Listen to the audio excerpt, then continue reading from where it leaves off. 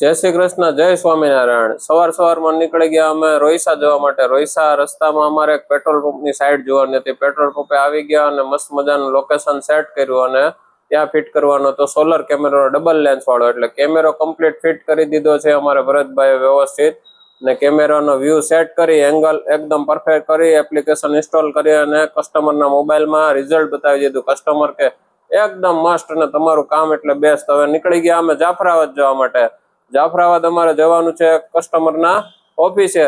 પહોંચી ગયા અમે કસ્ટમરની ઓફિસે, મહાકાળી સ્ટુડિયો હરેશભાઈ ને ત્યાં। હરેશભાઈ ને ત્યાં બેઠા અને મજા આવી એમની સાથે વાતચીત કરવાની। ત્યાં આવી ગયા એમના મોટા ભાઈ કે ઓહો શેઠ, તમે આ બાજુ ભૂલા પડી ગયા।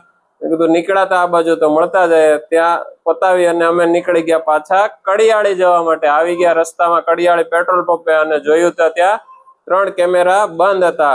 ડીવીઆર તો ઓકે હતું પણ કેમેરામાં પ્રોબ્લેમ હતો, કેમેરા બતાવતા નતા। એટલે ભરતભાઈ પહોંચી ગયા અમારે કેમેરા જે લાગેલા હતા ત્યાં જોયું તો 2 બોક્સ તૂટેલા હતા અને એની પિન પણ તૂટેલી હતી।